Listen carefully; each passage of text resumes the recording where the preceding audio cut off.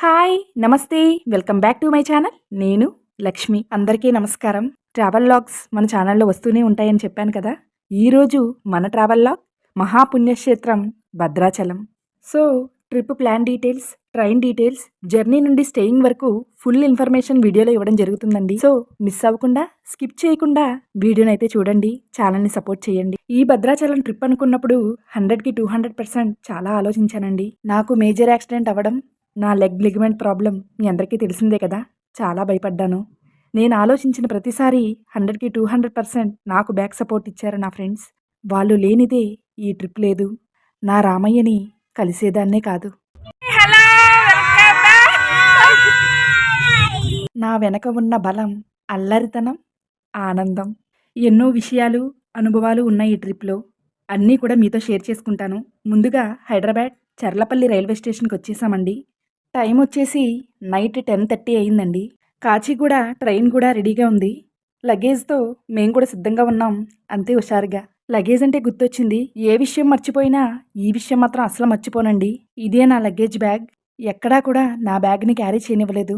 ఇదిగోండి ఇక్కడ నా ఫ్రెండ్ క్యారీ చేస్తోంది. అలానే ఇక్కడ ట్రాలీకి చూడండి.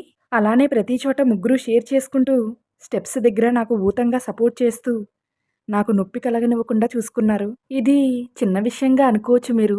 కానీ నాకు చాలా విలువైన విషయం. ఇక ఇలాంటి తినుబండారాలు లేని ప్రయాణం ఉంటుందా? ట్రైన్ ఎక్కామో లేదో ఇక పొట్లాల బ్యాచ్ లాగా పేపర్లు తీసి పొట్లాలు చుట్టాం. ఏంటో అనుకుంటారేమో, మరమరాల మిచ్చరు. నైట్ జర్నీ చేసిన మొదటి ట్రిప్పు ఈ భద్రాచలం ట్రిప్. నలుగురం కలిసి సరదాగా వెళ్ళాం. ఎన్నో జ్ఞాపకాలను పోగు చేసుకున్నాం. బాగుందంట చెప్తోంది చూసారా? ఎంత బాగుంటే అంతగా ఎంజాయ్ చేస్తాం. పిల్లల మొహాలు చూడండి. ఇక సెల్ఫీలు, ఫోటోలు అబ్బో హడావిడి మామూలుగా లేదులేండి. కరకరలాడుతూ పచ్చిమిర్చి ముక్కలు మధ్యలో తగులుతూ భలే టేస్ట్గా ఉంది. ఇదిగోండి తినే చేసి తీసుకొచ్చింది. సరదాగా మొదలైన మా ప్రయాణం మార్నింగ్ ఎప్పుడవుతుందా? భద్రాచలం ఆ రామయ్య పాదాలు మోపిన ఆ ప్రదేశం, ఆ గాలి, ఆ అనుభూతిని ఫీల్ అవ్వాలనే ఆరాటం, ఏదో తెలియని ఆనందం మాలో ప్రతి ఒక్కరికి అనిపించింది. భద్రాచలం రోడ్ అనే స్టేషన్ దగ్గర మనం దిగాల్సి ఉంటుందండి. ఇక్కడ నుండి మనకి ఆటోస్ అలానే బస్సెస్ కూడా అవైలబుల్ ఉంటాయి. బస్సెస్ అనేవి టైం బట్టి వస్తూ ఉంటాయండి. ఆటోస్ అయితే ఎప్పుడూ అవైలబుల్గా ఉంటాయి. మేమైతే ఆటోనే చూస్ చేసుకున్నాం. భద్రాచలం రోడ్ నుండి మనకి టెంపుల్కి 45 మినిట్స్ పడుతుంది.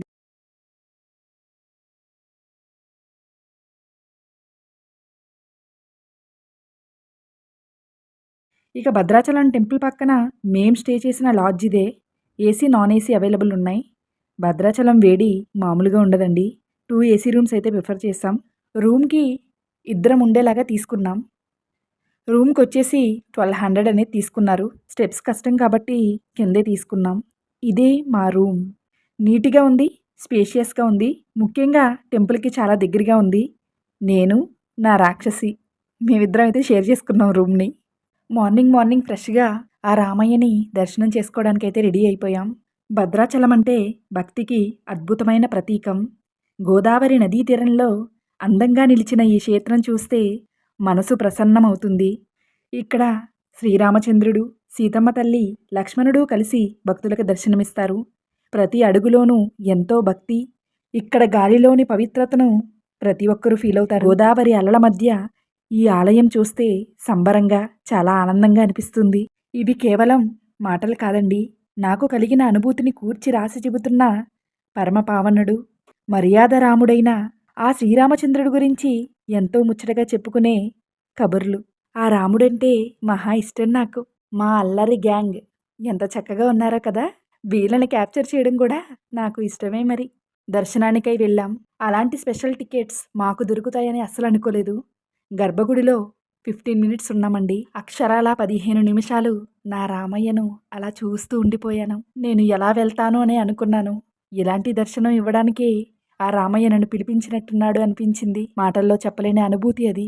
దర్శనమైన పిమ్మట పర్ణశాల బయలుదేరాం. పార్ట్ 2 కోసం వెయిట్ చేయాల్సిందే. Stay tune. Unique diaries Lakshmi.